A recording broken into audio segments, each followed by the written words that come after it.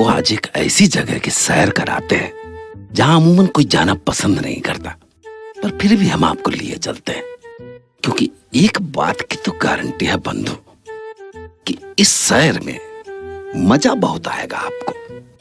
तो लीजिए, पेश खिदमत है भैंसा घाट, जो है तो एक शमशान, पर अक्कर यहाँ के चौकीदार की माने तो ये जगह किसी थिएटर से कम नहीं है। मतलब ऐसा इसलिए कि यहाँ का कोई भी अंतिम संस्कार किसी फिल्म की तरह चटपटे और मसालेदार कांड के बिना संपन्न नहीं होता। नहीं समझे तो चलिए खुद ही सुन लीजिए।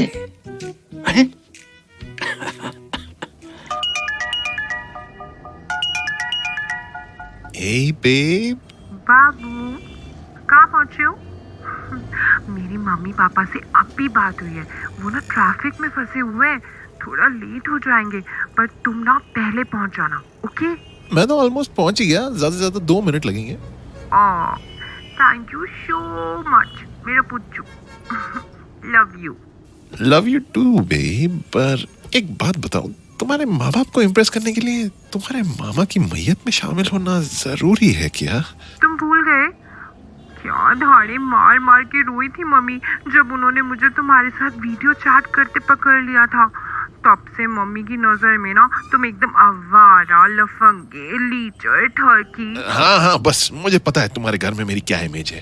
तो इसलिए ना बेबी, मैं चाहती हूँ कि आज तुम मामा जी के फ्यूनरल में ना एकदम सुंदर, सुशील और संस्कारी बन के जाओ और पापा मम्मी की गुड बुक्स में अपना नाम लिखवा के आओ।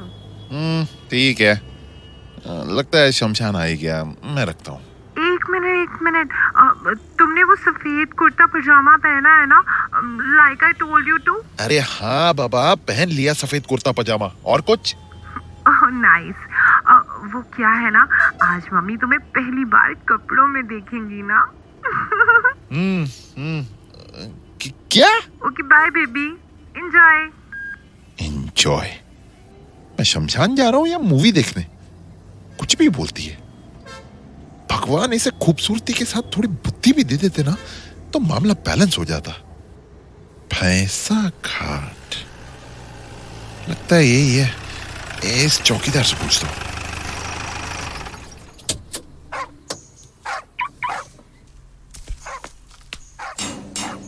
दादा, ओ दादा, ये शमशान ही है ना? अरे नहीं, ये तो ढाबा है। वो टंडू नहीं देख रहे सुलगते हुए? ढाबा? अरे गधे, ये शमशान नहीं तो और क्या लग रहा है? हैं? जलती चिताएं नहीं दिख रही? जिंदगी में पहली बार आ रहे हो क्या? देखो दादा, मेरा रोज का तो नहीं है मरघाट आना, कंफ्यूज था इसीलिए पूछा। भड़कने वाली कोई बात नहीं है, समझे? हाँ ठीक है। यहाँ किस लिए आए हो वो बोलो। ये पम्मी के मामा कहाँ है? वो तो पम्मी जाने। ओह सॉरी, उनका नाम क्या था? उनका नाम, रुको मैं पम्मी से ही पूछता हूँ। अरे यहाँ तो नेटवर्क ही नहीं आ रहा, एकदम जीरो डंडी है। ये शमशान है साहब, जिसका डायरेक्ट भगवान से कनेक्शन हो गया हो, उसमें नेटवर्क का क्या काम है? ठीक है। हाँ याद आया, भट्टी जी कहते हैं उन्हें। भट्टी जी कहाँ मिलेंगे बताओ? मिलना चाहते हो तो वो तो भगवान के पास ही मिलेंगे आपको। जाने की व्यवस्था करवानी हो तो बताओ। अरे निहायती बकलोल किस्म के आदमी हो यार तुम। भट्टी जी की बॉडी कहाँ है ये बताओ। वो देखो उधर, वो 5 नंबर की चिता पर लेटे हैं, जाओ मिल लो। अच्छा, ये बुढ़ा शमशान का चौकीदार ही है। किसी और जगह होता तो लोगों को शमशान आना पड़ता इसकी बातें सुन के। यार 5 नंबर चिता तो यही है, पर यहाँ सिर्फ 4 आदमी क्यों खड़े हैं? और ये पुलिस वाला इधर क्या कर रहा है? हो सकता है कोई बड़े आदमी थे मामा जी, इसलिए अंतिम विदाई देने आया है। चलो जाकर समझता हूँ। नमस्ते जी, मैं रोनित। अपुन घेरू। खेरू जी, ये चिता पर भट्टी जी है क्या? है नहीं रे, थे, अभी ये पास्ट टेंस में हो गए ले। अरे सॉरी, मेरा मतलब। वैसे तू कौन? मैं जी इनकी भांजी का। अच्छा, मतलब तू भाई का रिश्तेदार है। चल छोटे, ये बिल पकड़ और दुड़की लगा के इसको भर के आ फड़ाक से। बिल? किस चीज का बिल? रुक, ओ पंडित, जरा ये बत्ती के बालक को बतला दो किस चीज का बिल है। देखो बेटा, 5 किलो घी, 20 किलो लकड़ी, चुटुर पुटुर मैयत का सामान और हमारी दक्षिणा, कुल मिला के 7,526 रुपए। डिस्काउंट के बाद 7,525। नमो नारायण। 7,000? इतने तो नहीं होंगे मेरे पास। धत तेरे की, तो फिर कितने हैं नमो नारायण? मेरे पास तो सिर्फ 5,000 ही है अभी। हाँ तो 5,000 कैश कर दो और बाकी के यूपीआई कर दो नमो नारायण। पर वो, हाँ, वो क्या है ना पंडित जी, अभी मेरे मोबाइल का नेटवर्क ना एकदम भट्टी जी की तरह है, एकदम डेड। चुप, एक तो पैसे कम लाया, ऊपर से मैयत में घटिया जोक मार रहा है नमो नारायण।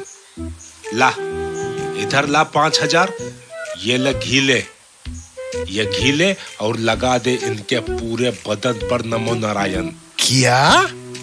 एव, मैं क्यों लगाऊं भाई इनकी बॉडी पर घी?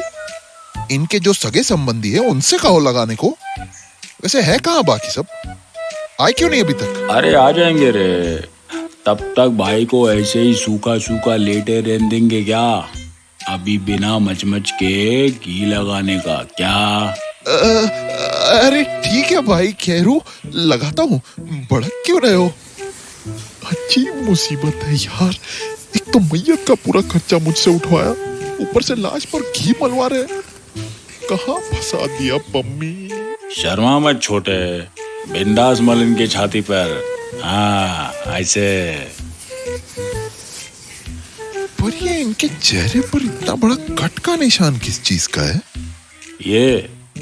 ये तो 10 साल पुराना है। जब भी भाई और उस्मान का लफड़ा होएला था, पूरे 15 डाके आए थे भाई को, पर बाद में उस्मान से बदला भी तगड़ा लिया था भाई ने। अक्का मार्केट में नंगा करके दौड़ाया था उसको। नंगा करके? पूरा नंगा नहीं रे, चप्पल पहन रखी थी उस्मान ने। लगता है काफी गुस्से वाले थे मामा जी। वैसे आप कितने टाइम से जानते हैं इनको? बस क्या, पूरे 20 साल का याराना था अपन का। अपन तो इनका रूममेट भी था। अच्छा, कहाँ, कॉलेज में? नहीं रे, सेंट्रल जेल में। क्या? आप मजाक कर रहे हैं ना? अबे थकेले, मैं इधर मरघट पे मजाक करने को आया है क्या? ओह, मतलब सच में? आओ ना फिर। पिछले 8 साल से मैं और भाई दोनों सेंट्रल जेल के कमरा नंबर 13 में एक साथ रहते थे। अक्का जेल हमारी दोस्ती की कसमें खाता था। साला उन्हीं लोगों की नजर लग गई भाई को। भाई को नजर लग गई, अभी मैं अकेला रह गया, मेरे को छोड़कर चला गया भाई। छोड़ के चला गया भाई अपन को। अरे रोइए मत खैरू भाई साहब, अब होने को कौन टाल सकता है। Look at the brighter side, अब पूरा कमरा आपका हो गया। अब आप आराम से फैल के सो सकेंगे। ए बोल बच्चन, जबान कम और हाथ ज्यादा चला, समझा? शाम को टाइम पे नहीं पहुंचा तो सीधा सुबह खाना मिलेगा अपन को। हाँ हाँ, वैसे खैरू जी, इनके बच्चे नहीं आए क्या अभी तक? भाई मुखाग्नि तो नहीं देनी पड़ेगी ना? वो तो मैं नहीं दे सकता। क्यों पंडित जी? अरे इसके बच्चे तो तब होते ना जब इसकी बीवी होती। मतलब मामा जी रंडुए थे? रंडुआ नहीं रहे, वो क्या कहते हैं ना, बैचलर। ओह, इन्होंने शादी ही नहीं की कभी? शादी तो तब होती जब कोई अपनी लड़की देता, और कोई अपनी लड़की देता काई को। एक नंबर का याश और ठरकी था अपन का भाई। इसकी नजर इतनी गंदी थी कि जब ये मोहल्ले में गुजरता तो सारी औरतें अपना पल्लू और दुपट्टा ठीक करने लगती। हैं? इतनी गंदी नजर रखते थे ये औरतों पर? अरे नहीं नहीं, अपना भाई तो काफी फॉरवर्ड था। वो आदमी औरत में ज्यादा फर्क नहीं करता था।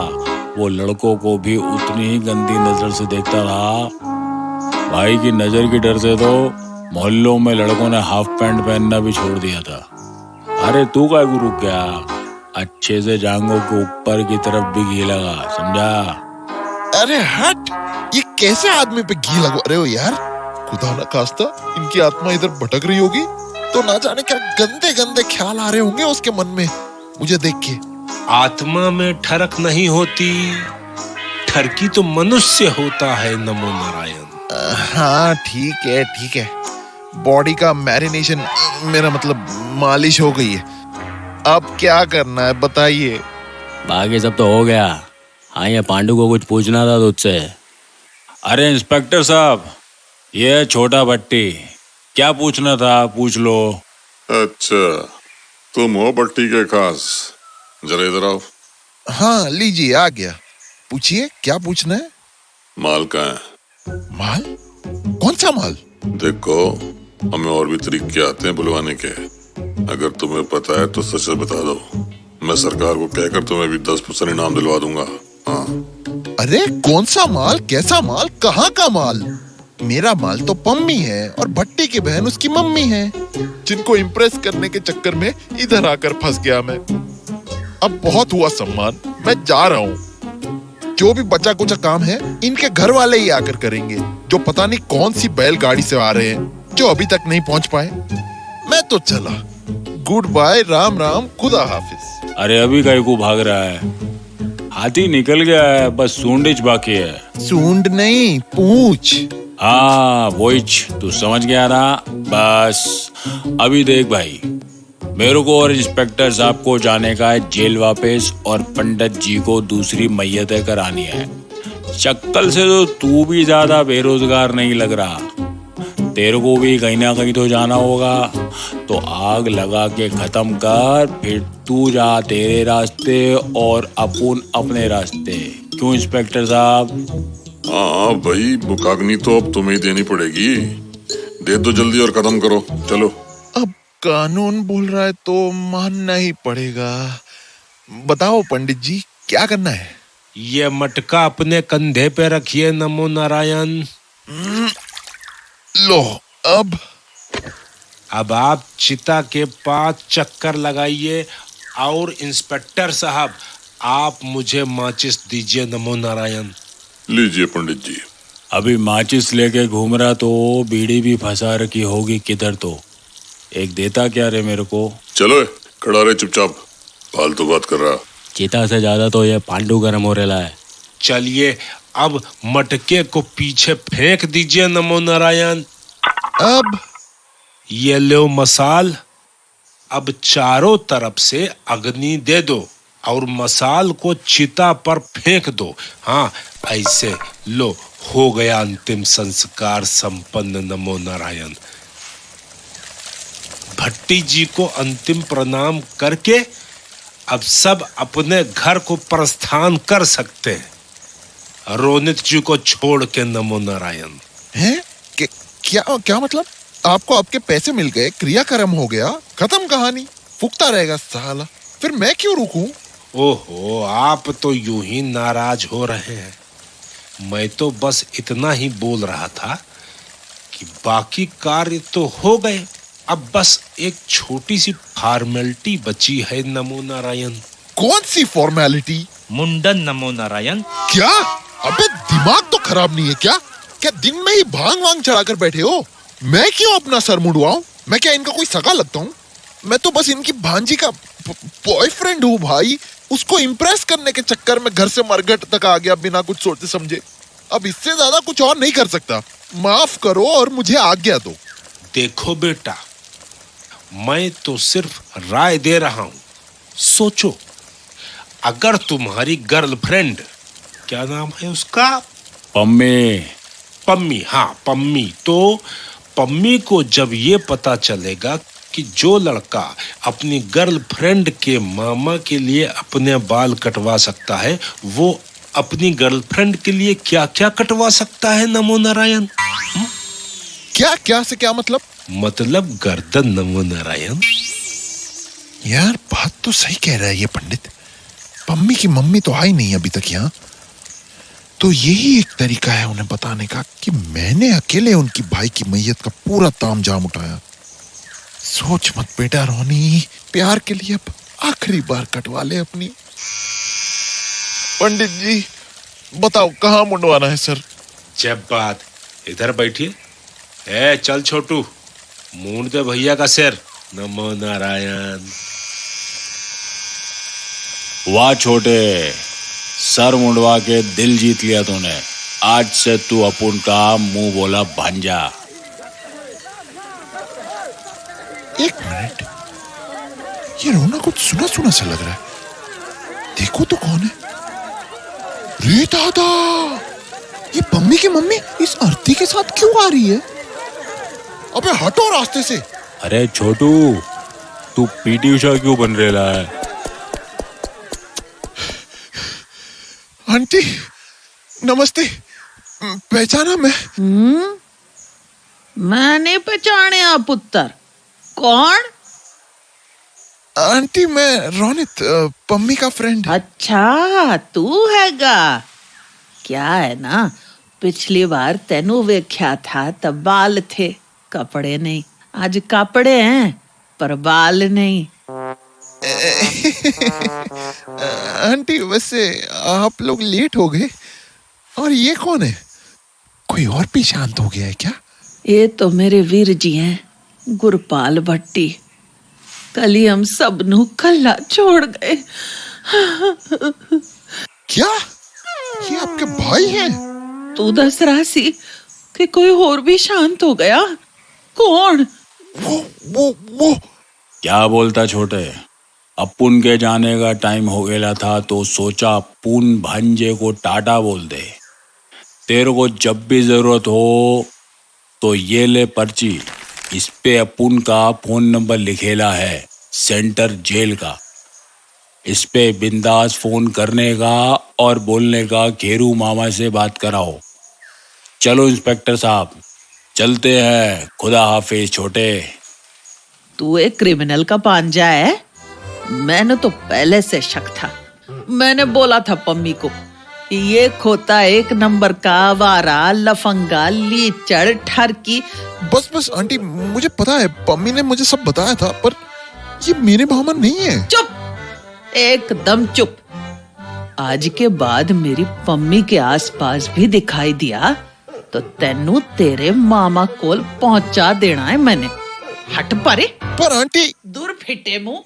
वाह भगवान वाह, पैसे गए, बाल गए, इज्जत गई, लड़की गई, अब और कुछ बचा है लूटने को इस शमशान में तो वो भी लूट लो। है ना बेटा, लाओ 20 रुपया निकालो पार्किंग के। किधर है 20 का नोट? ये लो मरो। साले सब चोर डाकू बैठे हैं इधर। ये क्या है? ये तो कोई पर्ची है। पैसे की जगह पर्ची देता है और उल्टा मुझे ही चोर बोलता है, हैं? ओह माफ करना दादा, लगता है गलती से खैरू जी की पर्ची दे दी आपको। ये लो 20 रुपए की चिल्लर। ये मनहूस पर्ची वापस दो, इसको अभी फाड़ के फेंकता हूं। एक मिनट, इसमें तो कुछ लिखा है। प्यारे भांजे 4 करोड़ रुपए डाक बंगले के पीछे अमरूद के पेड़ के नीचे गाड़ रखे हैं, जाके निकाल ले और आधे मेरे लिए बचा देना।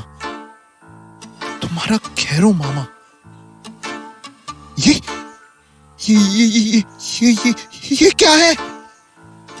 मतलब 2 करोड़ रुपए मेरे?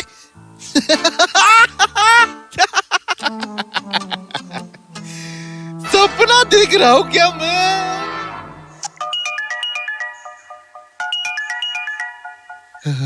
Hello Pammi. You dumb fuck moron, मैंने एक काम कहा था तुम्हें करने को, तुमसे तो वो भी नहीं हुआ। एक नंबर के ना लूजर और यूजलेस इंसान हो तुम क्या खास मेरे पति बनोगे? अबे चुप, तेरा पति बनना भी कौन चाहता है? मैं तो करोड़ का पति यानी करोड़पति बन चुका हूँ। करोड़पति? क्या क्या मतलब? मतलब भाड़ में गए तेरे मामा, भाड़ में गई तेरी mummy, and with all due respect भाड़ में जा तू। क्योंकि देवियों और सज्जनों, आज से होते हैं करोड़पति रोनित के अच्छे दिन शुरू।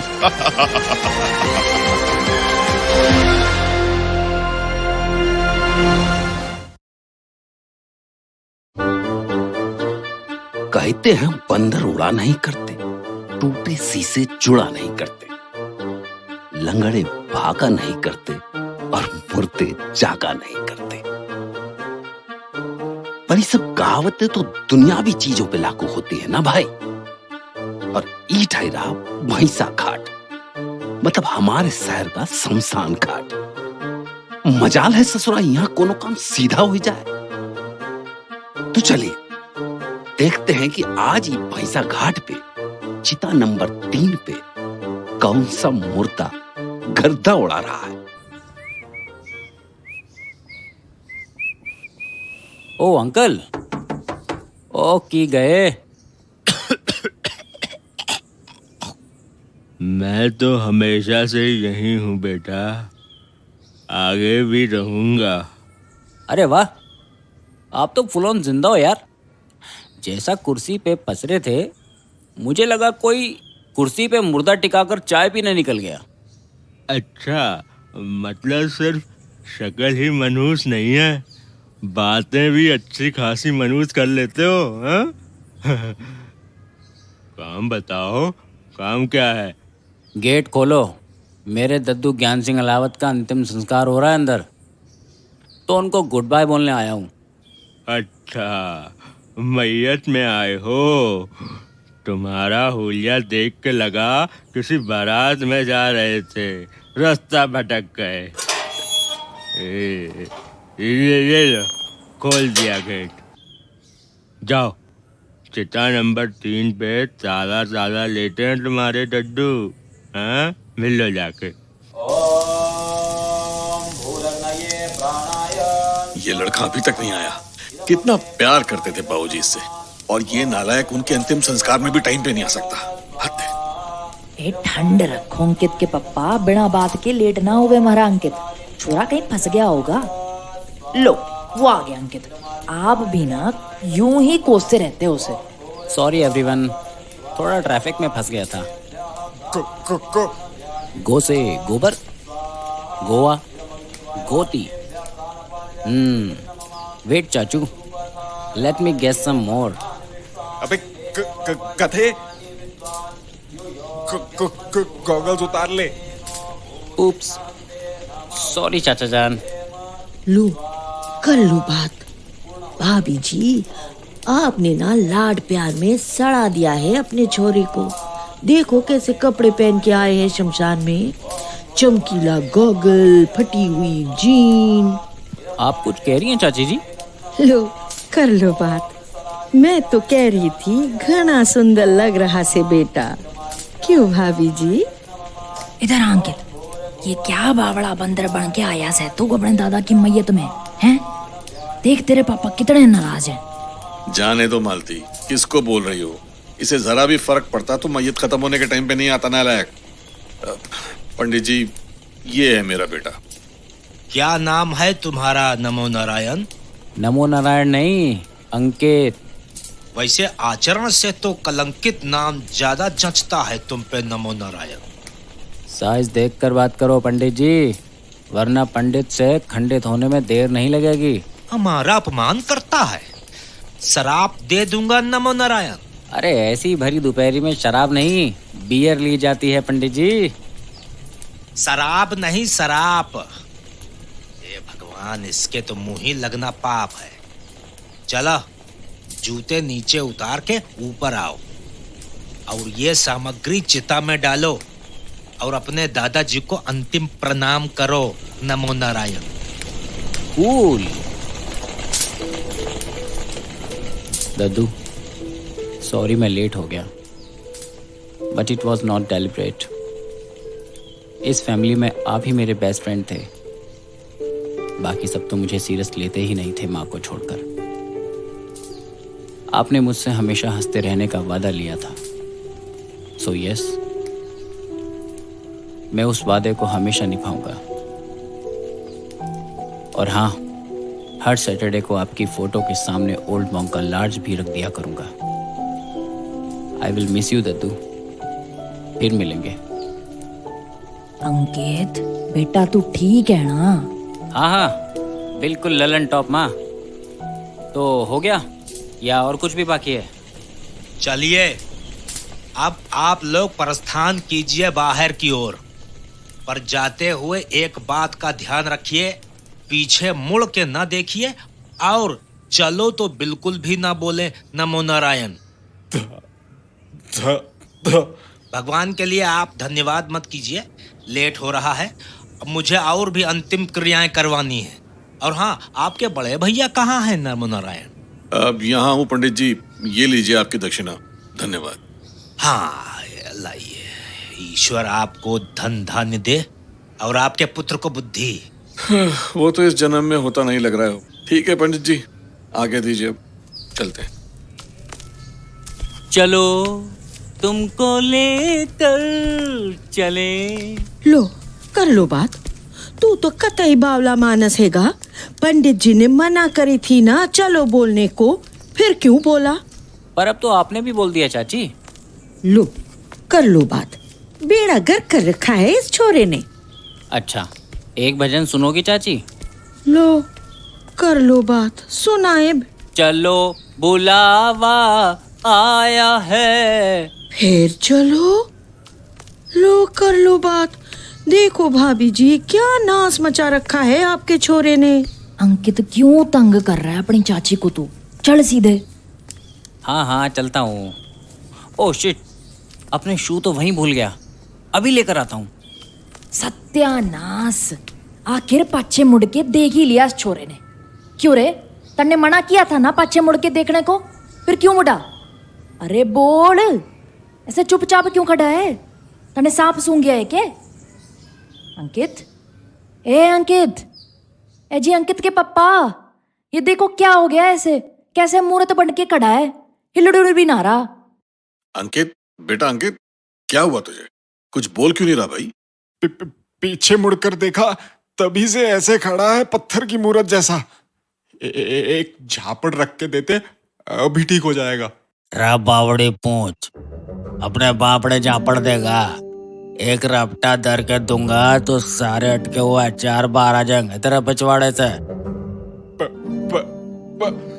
के बाबा बाबा कर रहे से, चल बाहर जा और थारी गाड़ी से कोल्ड बॉम्ब का पौवा टाकेला। अब क्या घूर रहे से, वो तो देख लिया के? जी बाबूजी, मतलब अभी लाया।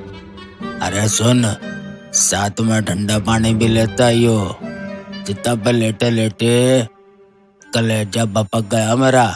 हे राम जी, ये क्या हो गया? मारे छोरे की आवाज कैसे बदल गई? ये बाबूजी की तरह क्यों बात कर रहा है? ए जी अंकित के पापा, देखो तो ये क्या हो गया हमारे छोरे ने? अरे कुछ नहीं हुआ, इसको नाटक कर रहा है, मजे ले रहा है तुम सबके बस।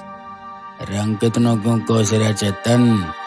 नाटक का घना शौक तो तुझे बिता बचपन से। भूल गया गांव की रामलीला में जब मास्टर ने तन्ने छोरियों के कपड़े पहनाकर और थारी बनियान में 2 संतरे फंसा के सुपड़ का बना दिया था। फिर कैसे बिलबिला कर रोया था तू घर आके? ओह माय गॉड, ये बात इस अंकित को कैसे पता चली? ये बात तो सिर्फ बाबूजी जानते थे। बाबूजी आप क्या सच में आप ही हैं? तो ये बतारा बापू झूठा लागे था तन्ने, हैं? बाबूजी लो, ले आया मैं ओल्ड मॉन्क, ठंडा पानी और आपकी फेवरेट 555 सिगरेट। वाह, घना सियाना हो गया तू तो रे। ला सिगरेट इधर ला। लो बाबूजी। ये भी से अपनी चिता से जलाऊं के? सॉरी बाबूजी, ये लीजिए। अब बैग भी खुद ही बनाऊंगा क्या? बनाता हूँ। अरे मक्खी चूस अच्छे से भर। हाँ ऐसे, इधर ला अब जाके थोड़ी ठंड मिली मारे कलेजे को।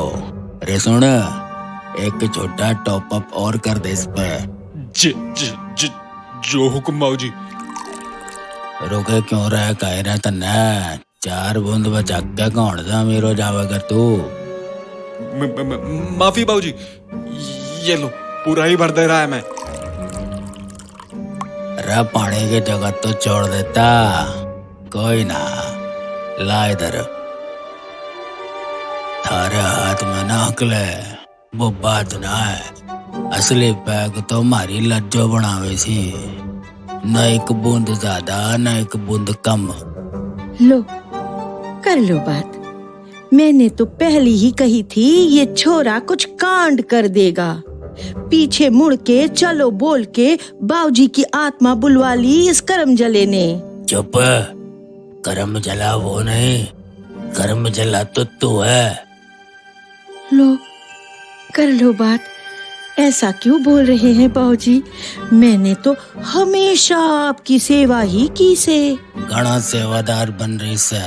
एक गिलास पानी देने में तो थारे प्राण सूख जावा करे थे।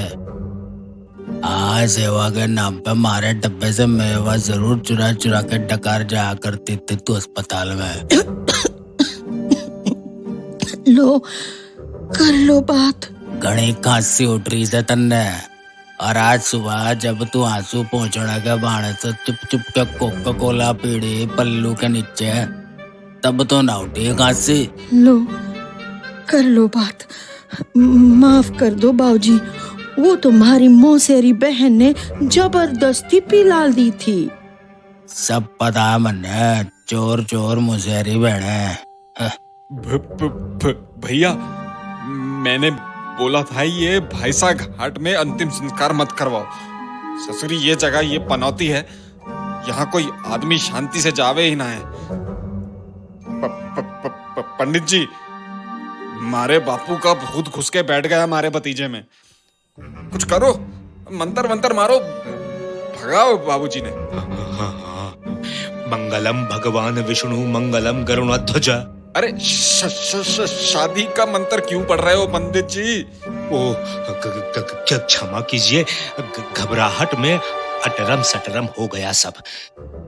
प्रेत बाधा मंत्र पढ़ता हूँ। नमो नारायण। ओम ह्रीं क्लीं चामुंडाय विच्चय स्वाहा। ओम ऐं क्लीं चामुंडाय विच्चय स्वाहा। ओम ऐं क्लीं चामुंडाय विच्चय स्वाहा। ये है गंगा जल। अब इसे बाईं ओर से इसके मुंह पे मारूंगा और वहां दाईं ओर से दद्दू का भूत बाहर निकल फेंकेगा। नमो नारायण। ये ले। पंडित जी जरा इधर तो आइए। लगता है टोटका काम कर गया। लीजिए, आ गया नमो नारायण। हट ससुरा, मन्ना बाहर निकाल फेंकेगा रे ससुरा पंडित। ये बगला रपटा तेरी बाई ओर पड़ेगा और दाई ओर से तेरे प्राण बाहर उड़ेंगे। अरे बाबूजी सॉरी, जाने दो ना, पंडित जी से कोई भूल हो गई। आप बताओ, आपकी कोई इच्छा अधूरी छोड़ दी क्या हमने? पूरे कौन से की तूने इच्छा पूरी चेतन जदूरी छोड़ने की बात कर रहा था। ससुरा एक बार अट्ठा गाना था मन्ने आलू का, जैसा हमारी लाज जो बढ़ावे करी थी, खिलाया मन्ने एक बार भी अस्पताल में। चलो वो छोड़ो, मैंने कही थी मारे पोते नु वो बाइक कौन सी है वो भूसे वाली? आयाबूसा। हाँ आयाबूसा दिलवा दो। वो भी न दिलाई तन्ने, ऊपर से रोज रोज ताने मारो हो सब मिलके बेचारे पे। मैं बाइक दिलवा दूंगा बाबूजी, वादा करता हूँ आपसे। और कुछ? और कुछ ना, हाँ बस एक छोटी सी बात, मेरी जायदाद अंकित के नाम पर कर दे। क्या? ये नहीं हो सकता बाबूजी, ये बदमाश आपके सारे पैसे याशी पे उड़ा देगा। ससुरा याशी कौन करे है, मन्ने सब पता से। बताऊं बहू को कि हर साल वैष्णो देवी बोल के थाईलैंड का ट्रिप कौन मारे से? ए जी, ये क्या बोल रहे हैं बाबूजी? अब कुछ नहीं मानती वो तो। और सुन, ये बगर तूने हमारी जायदाद अंकित के नाम ना की तो मैं अगले अमावस को इस झगड़े को अपने साथ ले जाऊंगा। भैया मन्ने नहीं जाना बाबूजी के संग, ऊपर ही रेपटे देते रहेंगे मुझे बात बात पे। कर दो जायदाद अंकित के नाम, कर दो फटाफट। लो कर लो बात, मान जाइए भाई साहब, कहीं हमारी सिल्वर जुबिली एनिवर्सरी के पहले मारा सुहाग ना ले जावे बाबूजी। मैंने तो सिल्वर जुबिली के लिए लाल साड़ी भी ले रखी है, बनारसी सिल्क वाली। पता चला सफेद साड़ी में भूतनी जैसे डोलती फिरूं। ठीक है भाऊजी, जैसे आपकी इच्छा, मैं कर दूंगा आपकी सारी प्रॉपर्टी अंकित के नाम पे। और कुछ? बस चुन्नू बस, और कुछ ना। हाँ, एक छोटी सी इच्छा और है हमारी। अब क्या भाऊजी? हमारे पोते का ब्याह जनकपुरी सी ब्लॉक मकान नंबर 200 बावेज में रहने वाली रिंकू नाम की छोरी से ही होगा। पर बाबूजी ये रिंकू है कौन? हम तो उसे जानते भी नहीं है। और ये अंकित कैसे मानेगा इस शादी के लिए? मुझे भी 10 मिनट पहले हमारे बापू की आत्मा ने कही है इस लड़की को घर के बहू बनाना है। उसकी कोख से मैं पुनर्जन्म लेके आऊंगा दोबारा। और अगर अंकित ने मना की तो उससे बोल दियो ये दद्दू का हुक्म है, वो हमारी बात काटेगा नहीं। ठीक है बाबूजी, और कुछ डिमांड हो तो वो भी बोल दो अभी। अरे बस पगले बस, इब्रू लाएगा क्या मन है? मारी शर्तें मान के हमारी लाज रख ली तन्ने।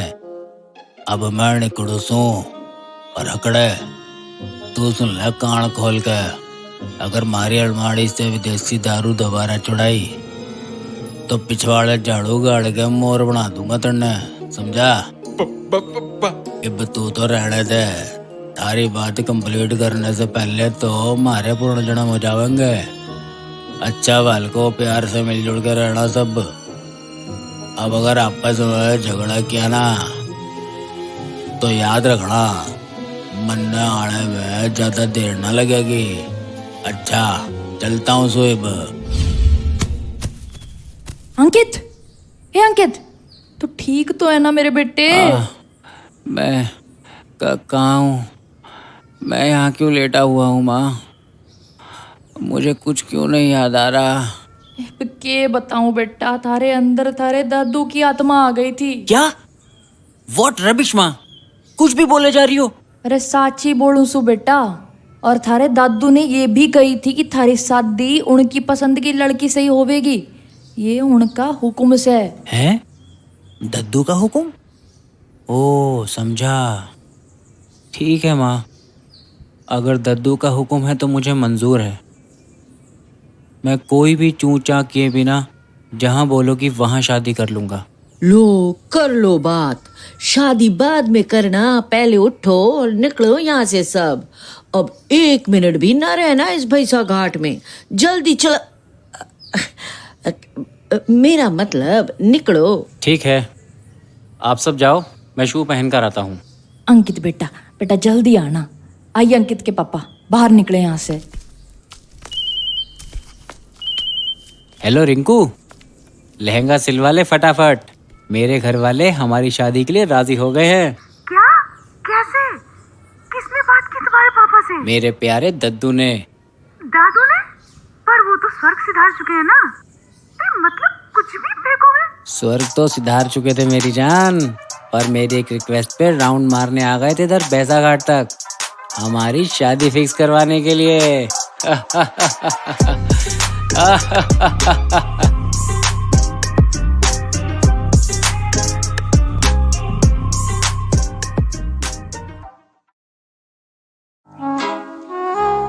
काल करे सो आज कर, आज करे सो अब, कल का रास्ता देखेगा तो कांड करेगा कब।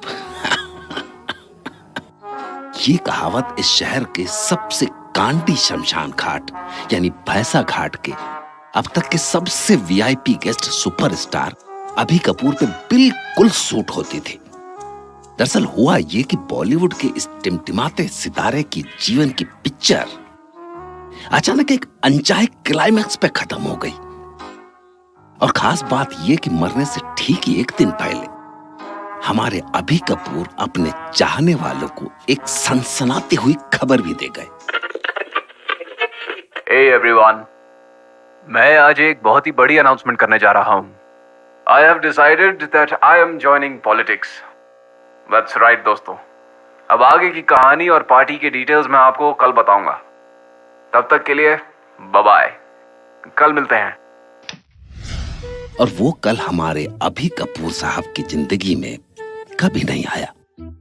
बेचारे हार्ट अटैक से चल बसे और अपने पीछे छोड़ गए रोते पिलकते अपने फैंस और गिद्धों की तरह मडराते दो नेताओं को, जो अपनी राजनीति चमकाने उनके पीछे पीछे भैंसा घाट पहुंच गए थे। अभी कपूर अमर रहे, अभी कपूर अमर रहे, अभी कपूर अमर रहे। ए भैया यहाँ आओ। बिरयानी पौवा और 50 रुपया हम दिए रहे तुमका। तनिक हमरा नाम का नारा भी तो लगवाए दो, जरा पता तो चले लोगों को कि जनता जनार्दन पार्टी के नेता बच्चा पांडे आए हैं। अभी लगवा देते हैं नेताजी। बच्चा पांडे अमर रहे, बच्चा अबे चुप ससुरा, ससुर चौथी फेल। हम तुमका डेड बॉडी लगता हूँ का रे? जिंदाबाद का नारा लगाओ ससुरा बुड़बक। अरे तो ऐसा बताइए ना, बच्चा पांडे जिंदाबाद, जिंदाबाद जिंदाबाद, बच्चा पांडे जिंदाबाद, जिंदाबाद जिंदाबाद। अरे क्या हल्ला मचा रखा है भाई? ये चुंगा मुंगा लेकर कहाँ गुजर चले आ रहे हो? ए मूर्ख, हमका नहीं पहचाना का रे? अरे हम हैं बच्चा। अरे कौन बच्चा? किसका बच्चा? और तुम्हारी अम्मा ठीक तो है ना? अब 100 किलो का बच्चा जनी है तो तकलीफ तो बहुत हुई होगी। अरे बकलोल, हमारा नाम है बच्चा पांडे। हम रूलिंग पार्टी का मंत्री हूँ भाई। ज्यादा चूं चपड़ किए तो जिला बदर करवा देंगे। हाँ चलो गेट खोलो, खोलो फटाक से और बताओ कि अभी कपूर जी कहाँ हैं। ठीक है, अभी खोल देते हैं। जाइए, चिता नंबर 3 पर चल रहा है उनका आखिरी सीन। अभी कपूर अमर रहे, अमर रहे, अमर रहे। भोला प्रसाद जिंदाबाद, जिंदाबाद जिंदाबाद, नेशनल पार्टी जिंदाबाद, जिंदाबाद जिंदाबाद। अरे ससुरा, अब ई बकचोनार कहाँ से आ गवा? नमस्कार चौकदार जी, मैं हूँ भोला। चलो दिल्ली। कमाल करते हो भाई, तुम भोले हो तो मैं क्यों चलूं दिल्ली? घर के किसी बड़े बुजुर्ग को लेकर जाओ। अरे ये तो हमारे नेता भोला प्रसाद जी का तकिया कलाम है। ओह समझा। चलो भाई, तुम भी आ जाओ। बस ध्यान रहे, ज्यादा हल्ला ना हो। किसी मुर्दे से कंप्लेंट नहीं आनी चाहिए बस। ए भोला, तुम इधर क्या करने आया है रे? वही जो तुम करने आए हो, अभी कपूर के लाखों चाहने वालों के वोट बटोरने। और किस लिए? चलो दिल्ली। वाह रे भोला, आज भी लोमड़ी के जैसा तेज कपार है तुम्हारा। पर तुम थोड़ा लेट हो गया रे, क्योंकि वो तो हम होने नहीं दूंगा। अब ई देखो हमरा भोकाल। अरे मैया, ई का अनर्थ हो गया? हमरे प्यारे अभी कपूर को समय से पहले काहे उठा लिया? आज तो हम उनको खुद अपने हाथों से पार्टी का सदस्य बनवाने वाले थे। ए पंडित, हमरी 2-4 फोटो तो ले दो तनिक जल्दी। लाइए कैमरा, चलिए अब इस्माइल कीजिए नमो नारायण।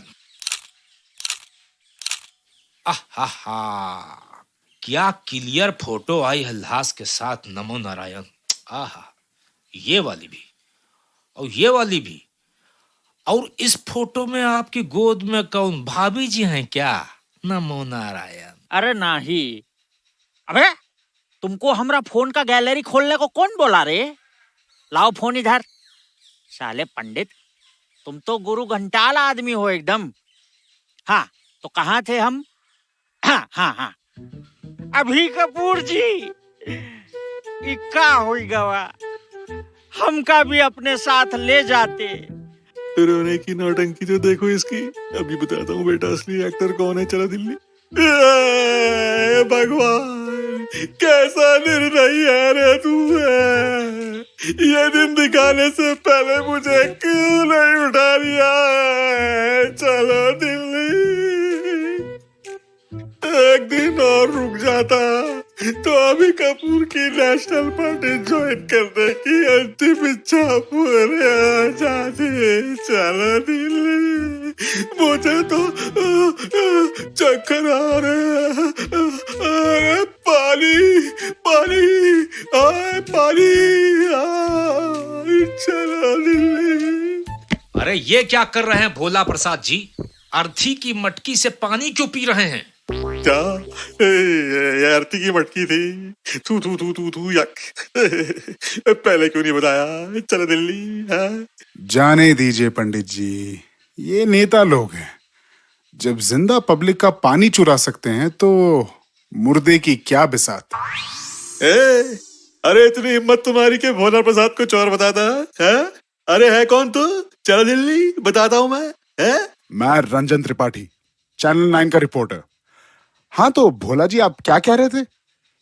अभी कपूर जी आपकी नेशनल पीपल पार्टी ज्वाइन करने वाले थे। और नहीं तो क्या। चलो दिल्ली, हमसे तो कल ही बात हुई थी कपूर जी की। कह रहे थे कि भोला भाई, मैं तो मरा जा रहा हूँ आपकी नेशनल पार्टी ज्वाइन करने के लिए। और विडंबना देखिए, बेचारे सच में ही मर गए। चलो दिल्ली। क्या कॉन्फिडेंस रे तुम्हारा? सिर्फ नाम का भोला है, काम से टोटल सपोला है पूरा। अभी कपूर कल ही हमका फोन किए रहे और बोले, ए बच्चा, अब एक भी दिन जनता जनार्दन पार्टी ज्वाइन किए बिना जिंदा रहना मुश्किल है रे हमरा।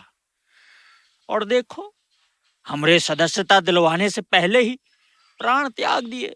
अरे हम बता रहे हैं, ये बच्चा जरा भी मन का सच्चा नहीं है। चलो दिल्ली। सफेद झूठ बोल के जनता को बरगला रहा है ये बच्चा पांडे, कसम से। चलो दिल्ली। देखिए, एक बात तो तय है कि आप में से कोई एक तो झूठ बोल रहा है। कोई सबूत है आप दोनों में से किसी के पास, या ऐसे ही हवाई फायर किए जा रहे हैं? सबूत अभी कपूर जी खुद साथ में लेकर लेटे हैं, अभी दिखाता हूँ। अरे ये क्या कर रहे हैं बच्चा पांडे जी? सबके साथ छेड़छाड़ क्यों कर रहे हैं? नमो नारायण। तुम चुप करके साइड में हो जाओ पंडित। और हाँ रंजन बाबू, ये देखो, अभी कपूर जी का अंगूठा मुट्ठी बंद है और अंगूठा बाहर, जो कि डिट्टो हमारी पार्टी का चुनाव चिन्ह है। खड़ा अंगूठा। मरते मरते भी हमारी पार्टी का सपोर्ट कर गए कपूर जी। अच्छा हुआ बच्चा पांडे के तुम्हारी पार्टी का चुनाव चिन्ह घंटा नहीं है, वरना पता नहीं क्या पकड़ लेते अभी कपूर जी का। चलो दिल्ली। सच हम बताते हैं, कसम दिल्ली की। हमारी पार्टी अभी कपूर जी के सम्मान में ढेरों जन कल्याण के प्रोग्राम पेश करने वाली थी, और उससे खुश होके उन्होंने हमारी पार्टी शामिल होने का निर्णय लिया और कहा चलो दिल्ली। नेताजी, जरा विस्तार में बताएंगे कैसा प्रोग्राम? जैसे कि उनकी हिट फिल्म बावर्ची नंबर 1 के सम्मान में हर शुक्रवार फ्री में बिरयानी बंटवाएंगे। चलो दिल्ली। और उनकी सुपर हिट फिल्म वो शराबी नंबर 1 के सम्मान में हर शनिवार को फ्री दारू बंटवाएंगे। चलो दिल्ली। और रविवार को उनकी सुपर डुपर हिट फिल्म दलाल नंबर 1 के सम्मान में आइटम क्या घंटे के हिसाब से दीजिएगा कि मिनट के हिसाब से? ससुरा तुम सब भी हंसो।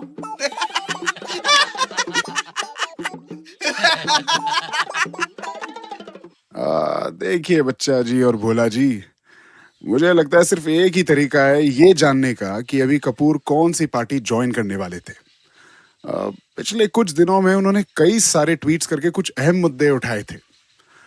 मैं पढ़ के सुनाता हूँ, देखते हैं किस पार्टी की विचारधारा अभी कपूर के विचारों से मेल खाती है, तो बस फैसला यही हो जाएगा। हाँ तो हम डिराते हैं क्या? पढ़िए ट्वीट हुआ। हाँ खोल के पढ़ो। चलो दिल्ली। तो फिर ठीक है। Tweet number 211, the road is full of potholes. बारिश में गाड़ी चलाने पर तो सी सिकनेस होने लगती है। हैशटैग गड्ढे में देश। अरे तो हम बनवाएंगे सारे शहर के रोड। चलो दिल्ली। अभी जी के जन्मदिन तक अगर एक भी गड्ढा दिखा तो मैं उसी गड्ढे में कूदकर आत्महत्या कर लूंगा। चलो दिल्ली। भोला प्रसाद जिंदाबाद जिंदाबाद जिंदाबाद। तो अगला ट्वीट है, When will my city become safe for women? Hashtag women's safety. हम वादा करता हूँ, हमरी मेहरारू को छोड़ के हर औरत को माँ बहन की नजर से देखूंगा। अरे मतलब खतरा आप ही से है? अरे नहीं नहीं, हमरा मतलब है हम हर मोहल्ले में अपना खर्चे से सीसीटीवी लगवाऊंगा। और तो और सारे रोमियो लफंटरों की कुटाई भी खुद अपनी ही लाठी से करूंगा ससुरा। बच्चा भैया जिंदाबाद जिंदाबाद जिंदाबाद। ये भी ठीक है। तो ये है उनका आखिरी tweet. Every place has become so damn crowded, कैसे रोकेंगे हम इस बढ़ती आबादी को? Hashtag population control. इसका भी इलाज है हमारे पास दिल्ली में। हम सारे शहर में खुद की जेब से कॉन्डम बंटवाएंगे। एक बार चलो दिल्ली। अरे नेताजी, इतने कंडोम आपके जेब में आते कहाँ से हैं? अबे चुप, हमारी जेब से मतलब अपने पैसों से बंटवाएंगे। चलो दिल्ली। तो फिर हम भी बंटवाऊंगा फ्री में कंडम, और चेक भी करूंगा कि ससुरे यूज कर रहे हैं कि नहीं। अब मंत्री जी घर जाके चेक करेंगे या कचरे का डब्बा खंगाल के? कौन गोबर चट्टा भौंका रे? तनिक सामने आके बोलो, फिर दिखाते हैं। हाँ। जाने दीजिए मंत्री जी। खैर, मुद्दे की बात यह है कि आप और भोला प्रसाद जी दोनों ही अभी कपूर के अधूरे सपने पूरे करने का वादा कर चुके हैं जनता से। तो अब मेरा गुनाह भाग करने के बाद जो हिसाब आया है, उसके अनुसार अगर अभी कपूर कोई पॉलिटिकल पार्टी ज्वाइन करते तो वो पार्टी होती। रुको रुको रुको, बंद करो ये शोर। माय डार्लिंग अभी, ये क्या हो गया तुम्हें? तुम अपने करू को अकेले छोड़ के कैसे जा सकते हो? हाँ, यू नो ना how much I love you. At least आज के बड़े अनाउंसमेंट तक तो रुक जाते।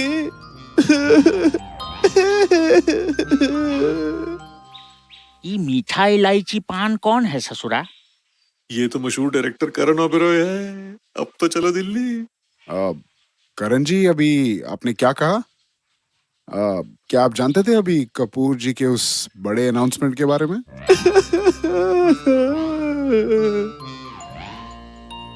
जानता था। इट वॉज मी जिसने अभी को मनाया था इस डिसीजन के लिए। Now all the plans are ruined. अरे ससुरा, ये बुड़बक तो जानत है। आप क्या बात कर रहे हो? करण ओबेरॉय जानता था कि अभी कपूर कौन सी पॉलिटिकल पार्टी ज्वाइन करने वाले थे? एक मिनट, चुप करो सब। करण जी, अब आप ही सस्पेंस को खत्म कर सकते हैं। तो क्या आप सारी जनता और हमारे टीवी चैनल के दर्शकों को बता सकते हैं कि अभी कपूर कौन सी पॉलिटिकल पार्टी ज्वाइन करने वाले थे? Political party? उन्होंने कब कहा कि वो कोई पॉलिटिकल पार्टी ज्वाइन करने वाले हैं? उन्होंने तो ये कहा था कि वो पॉलिटिक्स ज्वाइन करने वाले हैं। मतलब?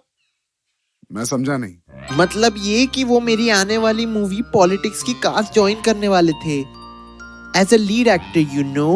क्या? और वो पार्टी की डिटेल्स, वो सब क्या था? पार्टी? ओ पार्टी, वो तो लंच पार्टी की बात कर रहे थे, स्टूपिड। Oh my God. अरे ससुरा, गई भैंसिया पानी में। हाय हाय, चलो दिल्ली। क्या दिल्ली दिल्ली, गई मेरी दिल्ली पानी में।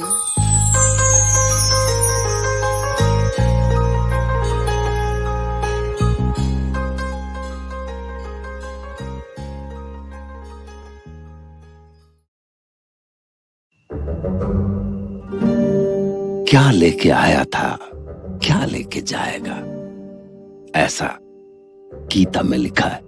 पर क्या घंटा लेके आया था, घंटा लेके जाएगा, ऐसा कोई चिरकुट सुन रहा था अपने मोबाइल पे। पर दोनों कहावतों का सार एक ही है कि कोई यहां से कुछ लेके नहीं जाता।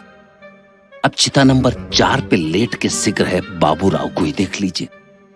कहने को तो वो राख हो चुके हैं, पर अभी भी उनके जबड़ों ने अपने सोने के दांत नहीं छोड़े हैं। तो देखिए, आज तक तो आपने भैंसा घाट की दोपहरी का लुत्फ लिया होगा। तो चलिए फिर आज आपको रात का कर्म कांड सुनाते हैं। रात अकेली है, बुझ गए दिए।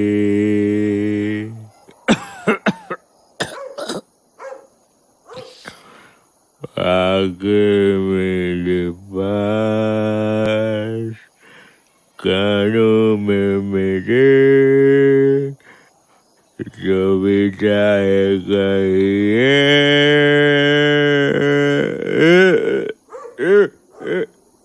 कौन है वहाँ?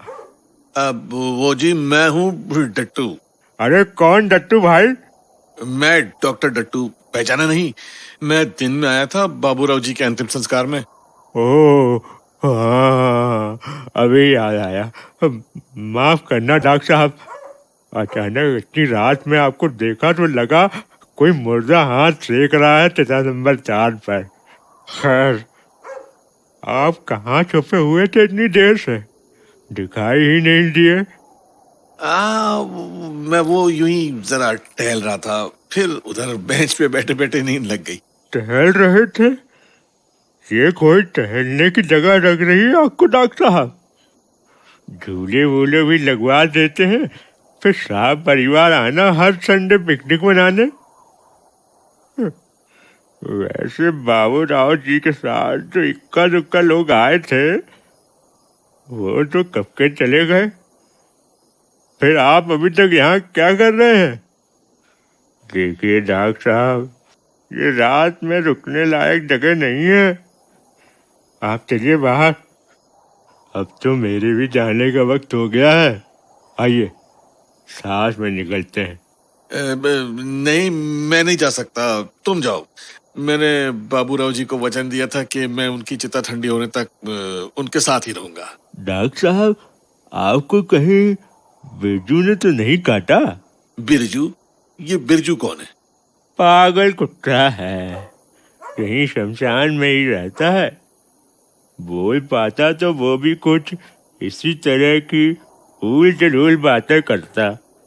देखो भाई, अब आंधी आए चाहे तूफान, धरती फटे या कुछ और, मैं चिता ठंडी होने से पहले यहाँ से हिलूंगा नहीं। तुम भी घर वर जाओ, संडे मनाओ, जाओ। ठीक है भाई, अब आपने खुद ही की सुपारी ले रखी है तो क्या ही करूं। अच्छा डॉक्टर साहब, अब मैं चलता हूँ। सुबह या तो आप मिलोगे या आपकी खबर। गया बुड्ढा, अब इस चांदनी रात में बाबूराव के सोने के दांतों और मेरे बीच कोई भी नहीं आएगा। चांदी जैसा रंग है तेरा, सोने वाले दांत, एक तू ही धनवान रे बाबू, रह गया बस कंकाल। लगता है चिता तो ठंडी हो गई, अब जल्दी से बाबूराव की बत्ती सी टटोलता हूँ।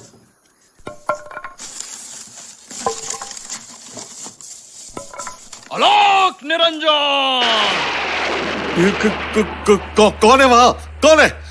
जो काल को गोद में बिठाकर सुनाए लोरी। शमशान का हूँ राजा, नाम है अघोरी। बोल बम। घोरी? हे भगवान, भैंसा घाट में अघोरी भी रहते हैं, हद हो गई। हे मूर्ख, अघोरी शमशान में नहीं तो क्या जापान में मिलेंगे। बोल बम। देखिए भाई साहब, myself Dattu, doctor Dattu, I am a dentist. मैं बस अपने दोस्त बाबूराव की अस्थियां लेने आया था, लेके चुपचाप चला जाऊंगा, मां कसम। अच्छा, आधी रात में चोरी छुपे अस्थियां बटोरने आया है? सच बोल, वरना कमंडल मार के दांत तोड़ दूंगा, फिर खुद के लिए डेंटिस्ट ढूंढता फिरेगा। बोल बम। बम मत फोड़ो अघोरी महाराज, बताता हूँ, सब बताता हूँ। वो क्या है ना बाबा, मैंने पिछले साल बाबूराव जी के 32 में 2 सोने के दांत लगाए थे। अब इनका कोई सगा संबंधी तो है नहीं, तो मैंने सोचा क्यों ना उनके सोने के 2 दांत चुरा लूं, है ना? बड़ा ही नीच प्राणी है रे दत्तू, मुर्दे के दांत चुराने आया है। पर याद रख, शमशान में कंकाल पर पहला अधिकार सिर्फ एक अघोरी का ही होता है। चल भाग यहाँ से जल्दी, नहीं तो 2 दांत लेने की जगह 4 दांत छोड़ कर जाएगा इधर। बोल बम। देखिए बाबा, अगर आप चाहें तो 50-50 कर लेते हैं। एक दांत आपका, एक मेरा। फिर आपको जो करना है करिए कंकाल के साथ। Babu Rao is all yours. हे अज्ञानी, हम अघोरी हैं। हमें ना तो सोने का मोह है ना चांदी का। बोल बम। पर क्योंकि तुम एक नंबर के भिखमंगे और चिंदी चोर किस्म के इंसान हो, तो तुम्हें सोने के दांत ले जाने का एक मौका देते हैं। बोल बम। अरे वाह, बहुत बहुत धन्यवाद बाबा जी। बताइए मुझे क्या करना होगा। देखो, एक अघोरी सिर्फ दूसरे अघोरी के साथ ही कंकाल को बांटता है। इसीलिए हम तुम्हारी 3 परीक्षा लेंगे, ये देखने के लिए कि तुम अघोरी बनने के लायक हो कि नहीं। और अगर तुम तीनों में पास हो गए तो बाबू राव के सोने के दांत तुम्हारे। बोल बम। अच्छा, और अगर फेल हो गया तो वो रहा गेट, बिना मुड़े दौड़ लगा देना। बोल बम। अच्छा, मंजूर है बाबा। अब तो मैं आपको एक अच्छा अघोरी बन के दिखाऊंगा। चलो शुरू करते हैं। ठीक है, तो पहली परीक्षा है नग्न भस्मम, जिसमें पास होने के लिए एक अघोरी की तरह तुम्हें निर्वस्त्र होकर अपने तन पर चिता की भस्म लगानी होगी। बोल बम। क्या? नंगा होने तक तो ठीक था, पर चिता की भस्म भी लगानी होगी कि क्या है यार। अघोरी जी, हम दोनों फर्स्ट टाइम खेल रहे हैं, कोई इजी टास्क दो ना प्लीज। अबे, इधर क्या भैंसा घाट का बिग बॉस चल रहा है जो इजी टास्क चाहिए तुझे? बोल बम। ठीक है, उतारता हूँ कपड़े। अरे यार, और ये शरीर पर मल लेता हूँ भस्म। अरे यार, क्या मुसीबत है सलीम। गरम है, इतना गरम है, बदन जल रहा है साला। ये क्या बिकनी टाइप रंग बिरंगी चड्डी पहने हुए हो? इसमें तुम अघोरी कम और टपोरी ज्यादा लग रहे हो। या तो हमारी तरह लंगोट पहनो, या तो इसे भी उतार फेंको। क्या अब मैं लंगोट? मेरी 10 ग्राम लाश तो रहने दो बाबा। आधी रात में पूरा नंगा अच्छा लगूंगा क्या मैं? हैं? अब खुद ही बताओ। लगता है तू ऐसे नहीं मानेगा। ले, मैं ही उतारता हूँ तेरी सतरंगी चड्डी। बोल बम। अरे ये क्या कर रहे हो बाबा? रुको तो, खींच क्यों रहे हो? अरे चड्डी फट जाएगी। अरे बातचीत करके सुलझा लेते हैं ना मामला। अरे बाप रे बाप, ये कौन है? ये चौकीदार, ये वापस क्यों हो गया? अपना डब्बा जो मैं यहीं भूल गया था। अरे डॉक्टर साहब, ये सब क्या हो रहा है? अरे नहीं, तुम बिल्कुल गलत समझ रहे हो। ये तो मैं... अरे मतलब आप तो बड़े शौकीन किस्म के आदमी निकले डॉक्टर साहब। कोई बात नहीं, अब वैसे भी धारा 377 तो हट ही चुकी है। पर भाई ओयो बोयो रूम ले लेते। ऐसी भी क्या चुल मच गई तो शमशान में ही। खैर, आप दोनों अपना रंगारंग कार्यक्रम जारी रखो, मैं चलता हूँ। ना जाने क्या क्या और देखना पड़ेगा इस भैंसा घाट में। देखा, और खींचो चड्डी। यार कैसे अघोरी हो आप? बीच शमशान में इज्जत नीलाम करवा दी एक डॉक्टर की। हाँ ठीक है, पहने रहो। चलो, पहली परीक्षा में तुम पास हुए, अब बारी है दूसरी परीक्षा की। शराब पीते हो? बोल बम। नहीं, बिल्कुल भी नहीं। शराब को तो मैं हाथ भी नहीं लगाता। हाँ ठीक है, फिर ये बियर हम अकेले ही पिएंगे। बोल बम। अरे ये कहाँ से निकाल दी बाबा? देखो, वैसे मैं हाथ वाथ तो कभी नहीं लगाता, पर कभी कभी वीकेंड में जरूर लगा लेता हूँ। अच्छा चलो ठीक है, ये ही है तुम्हारी दूसरी परीक्षा। तुम्हें बस 2 घूंट लगाना है और तुम हैं? बस इतनी सी बात? जी तो क्या 4 घूंट मार देंगे? ला बाबा, बाटली इधर ला। पूरी शर्त तो सुन ले मूर्ख। इस परीक्षा का नाम है कपाल बीरम। इसमें तुझे ये बियर बाबू राव की खोपड़ी में डाल के पीनी होगी। जैसे हम अघोरी पीते हैं। बोल बम। क्या बाबूराव की खोपड़ी में? अरे दिमाग तो नहीं खराब हो गया तुम्हारा बाबा? मतलब कुछ भी है? एक तो हम तुम्हें बियर पिला रहे हैं, ऊपर से तुम हमें नखरे दिखा रहे हो। ये कहाँ गई? मिल जा भाई। हाँ मिल गई। ले बाबूराव की खोपड़ी और पी जा। बोल बम। नहीं नहीं रहने दो बाबा, ये तो मैं बिल्कुल नहीं कर सकता। एक मिनट जरा खोपड़ी दिखाना इधर। हैं? अरे ये क्या चमत्कार हो गया? इनकी 32 में तो 2 की जगह 4 सोने के दांत ये कहां से आ गए? हाँ पीना है तो पियो जल्दी, वरना हार मान लो। बोल बम। बिल्कुल पीऊंगा घोरी बाबा, अब तो एक घूंट में पी जाऊंगा। लाओ डालो बियर खोपड़ी में। अब इसे एक घूंट में पीना होगा और ध्यान रहे गिरनी नहीं चाहिए। बोल बम। अबे सोच मत डट्टू, आंख और नाक बंद करके पी जा एक सांस में। अब तो 4 सोने के दांतों का सवाल है। पी जा चाहे पी जा।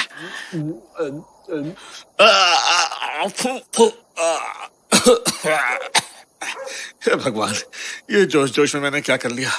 अब तो जिंदगी भर एक घूंट भी अलग से नहीं उतरेगी। शाबाश दत्तू, शाबाश। हम तुमसे बहुत प्रसन्न हुए। तो अब तुम्हारी तीसरी परीक्षा का समय आ गया है। तैयार हो? बोल बम। नंगा हो गया, बदन पे राख मल ली, खोपड़ी से दारू पी ली, अब इससे ज्यादा क्या घिनौना काम करवाओगे बाबा? अरे नहीं, तीसरी परीक्षा ज्यादा कठिन नहीं है। तुम्हें बस अपनी पत्नी को एक फोन लगाना है। बोल बम। है? सिर्फ वाइफ को फोन लगाना है? वाह, नहीं इतना आसान तो काम नहीं हो सकता। ये कुछ तो तांत्रिक तिकड़म होगी इसके पीछे भी। बाबा पूरी डिटेल दो इस परीक्षा की। देखो, तीसरी परीक्षा का नाम है शेर उनगालम। इसमें तुम्हें अपनी बीवी को फोन लगाना है और उसकी बुराई उसी के मुंह पे करनी है, वो भी एकदम भर भर के। बोल बम। क्या वाइफ की बुराई करूं, वो भी उसके मुंह पे? ये कैसा आत्मघाती टास्क है बाबा? एक बात बताओ बाबा, नंग भस्मम, कपाल बियरम, शेरुंगलम, ये सब कहीं मन से तो नहीं बना रहे हो आप? हैं? देखो दत्तू, अघोरी बनने के लिए हमें संसार की सारी मोह माया त्यागनी पड़ती है, घर बार पीछे छोड़ना पड़ता है। तो इसी कड़ी में अगला पड़ाव होता है बीवी से अलग होना। और जब पत्नी की बुराई करके अपना मन हल्का करोगे, तभी तुम असली मोक्ष प्राप्त कर सकोगे।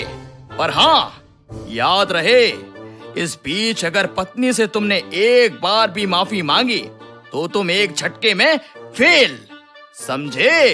यार क्या ही होगा, ज्यादा से ज्यादा गुस्सा ही होगी ना। पर जब मैं उसे सोने के 4 दांत दिखाऊंगा तो गुस्सा थूक के वो भी अपनी पत्नी से दिखाएगी। हाँ ठीक है बाबा, आई एग्री। अभी लगाता हूँ फोन। जरा फोन स्पीकर पे तो डालो, और हाँ, बुराई एकदम दिल से निकलनी चाहिए। बोल बम। कहाँ मर गए डब्बू के पापा? कब से तुम्हारा वेट कर रही हूँ। ये कोई तरीका है? अबे चुप साली डायन कहीं की, तू मुझे बताएगी तरीका क्या होता है? हैं? मेरी जिंदगी झंड हो गई है फोन पे तेरी चेचे पे सुन सुन के। कभी अपनी आवाज सुनी है? चिल्लाती है तो लगता है जैसे किसी कुत्ते की दुम पे किसी ने ट्रक चला दिया हो। और ये 24 घंटे मुझे वीडियो कॉल क्या करती रहती है? अपना थोबड़ा दिखाया तूने? हैं? तेरी शक्ल देख के ऐसा लगता है जैसे इस भैंसा घाट का नाम तेरे ही सम्मान में रखा गया था, इसीलिए ये जगह भी एकदम तेरी तरह टोटल पनौती हो गई है साली। है जी? ये क्या अंट-शंट बक रहे हो? तुम ठीक तो हो ना? कहीं दारू वारू तो नहीं? अबे मुंह बंद कर गवार औरत, तेरी वजह से आज थोड़े से सोने के लिए मुझे क्या कुछ नहीं करना पड़ रहा। 4 चवन्नी तो लाई नहीं अपने घर से, पर हमेशा मुंह फाड़ फाड़ के मांगती रहती है, ए जी ये ला दो, ए जी वो ला दो, ए जी पार्लर ले चलो। अबे पार्लर जाती क्यों है? हथनी के मुंह पर पाउडर पोत देने से मोरनी नहीं बन जाता कोई। सुनिए जी, अब घर तो आ रहे हैं ना? क्यों, कुछ काम था क्या? हाँ जी, ये छोटा सा काम था।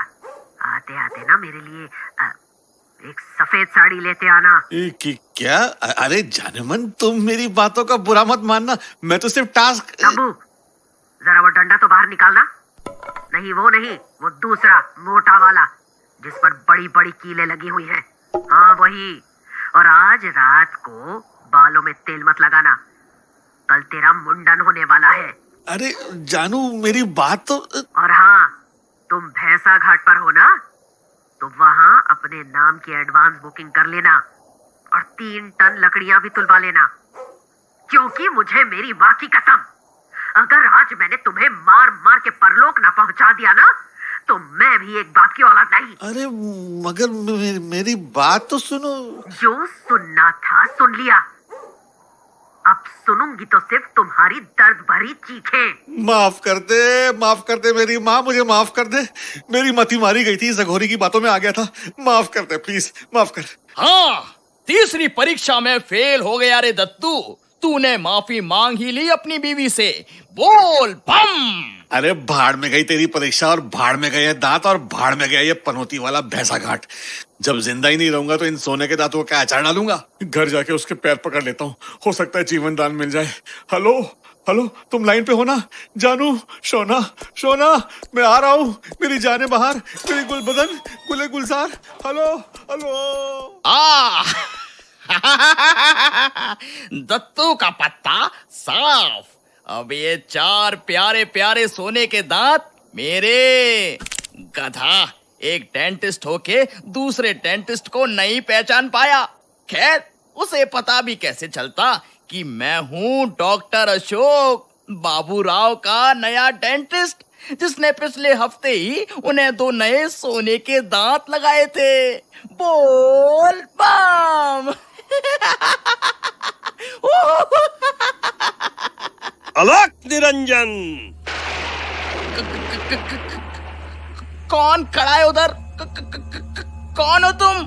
जो काल को गोद में बिठा के सुनाए लोरी। शमशान का हूँ राजा, नाम है अघोरी। मैं हूँ असली अघोरी। बोल बम। और अब ये सोने के दांत ले जाने के लिए तुझे देनी होगी 3 परीक्षा।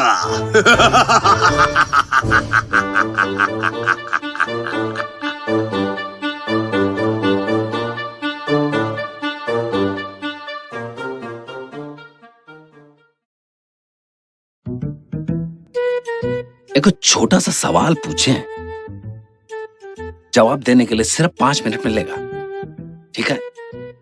अरे तो चलो एक हिंट भी दे देते हैं। हिंट ये है कि इस सवाल का जवाब खुद सवाल में छिपा है। तो ये रहा सवाल, बताइए ऐसा कौन सा चीज है जिसको हम जिंदगी में सबसे ज्यादा सीरियसली लेते हैं? टिक टिक 1, टिक टिक 2, टिक टिक 3, टिक टिक 4 और टिक टिक 5। फेल हो गए। अरे कहा के जवाब दोगे तुम? हम बता देते हैं। तो सही जवाब है जिंदगी। अरे आपको नहीं लगता कि हम लोग जिंदगी को कुछ ज्यादा ही सीरियसली ले लेते हैं? पर्सनल एक्सपीरियंस से एक बात कह रहा हूं, जिंदगी को ना ज्यादा सीरियसली मत लेना। काहे कि तुम जितने भी किलोवाट का लोड ले लो अपने ऊपर, आना तो फाइनली इधर है, इसी भैंसा घाट में। जैसा आज बेचारा चंदन आ गया है, जिसने जिंदगी का लोड कुछ ज्यादा ही सीरियसली ले लिया था। अरे जरा आराम से चलो भाई। घर से शमशान का टिकट कटवा कर आए हो क्या?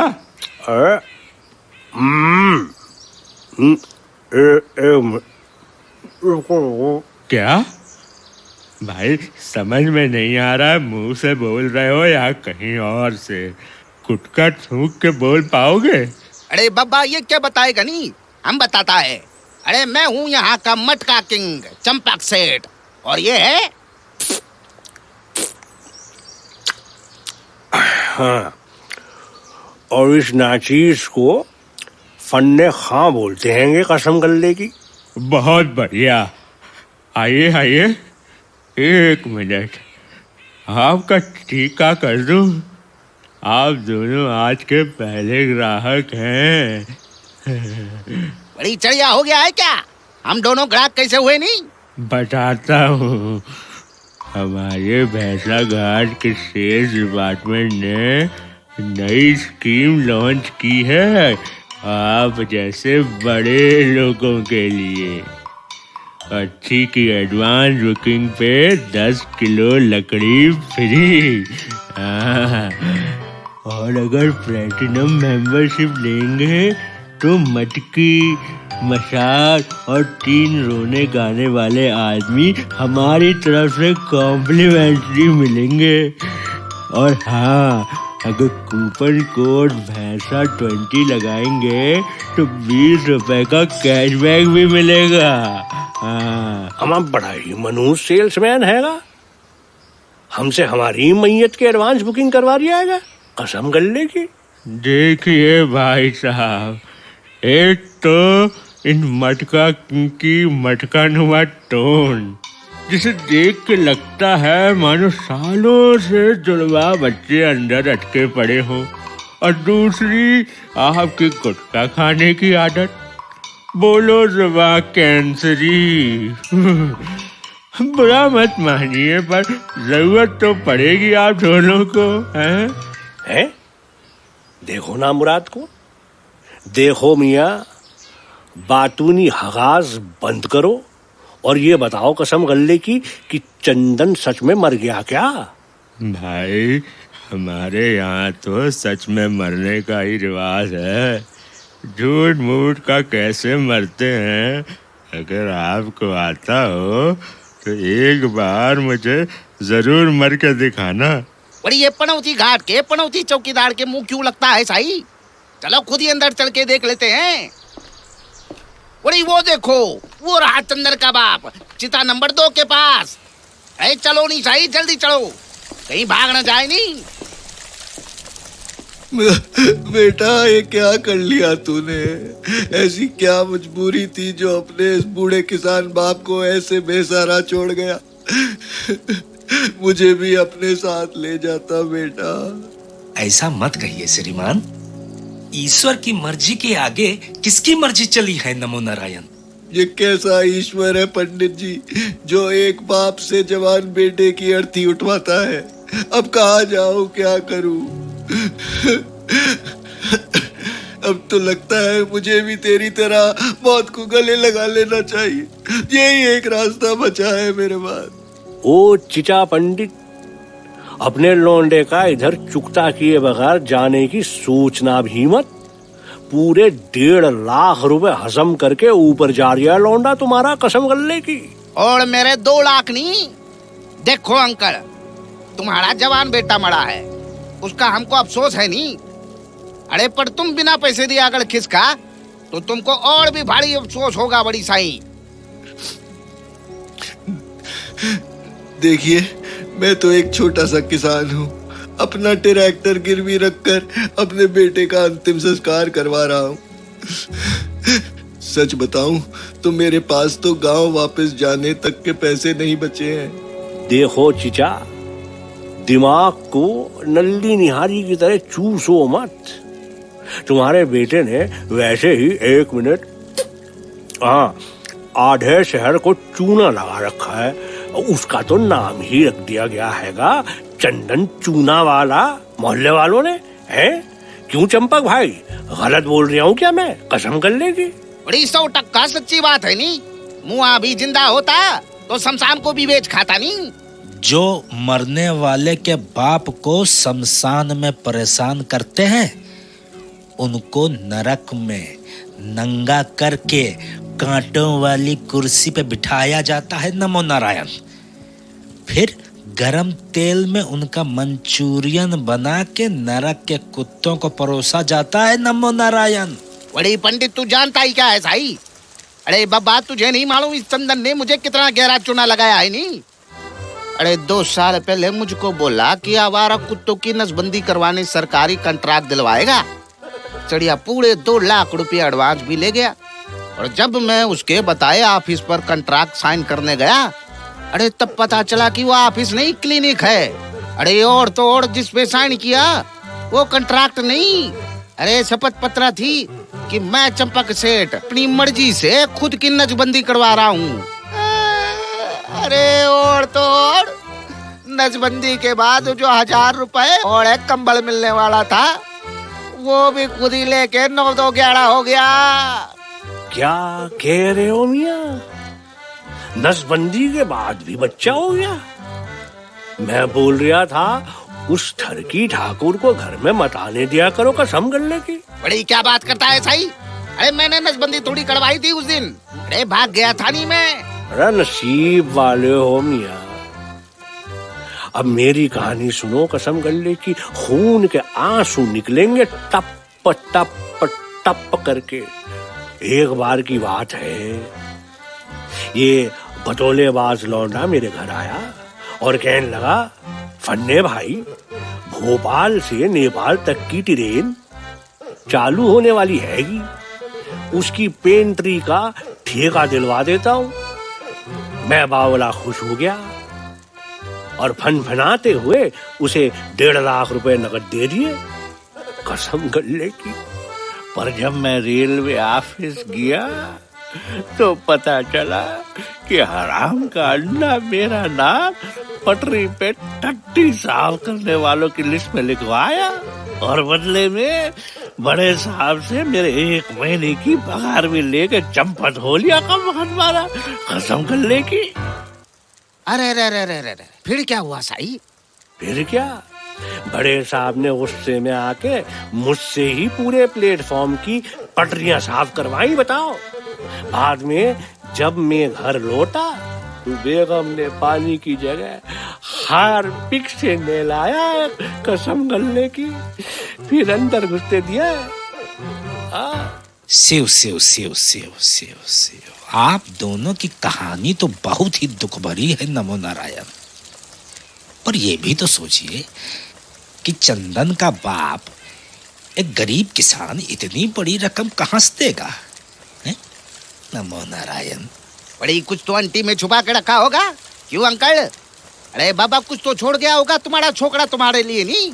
देखो बेटा, मैं सच कहता हूँ, चंदन एक फूटी कौड़ी नहीं छोड़ के गया।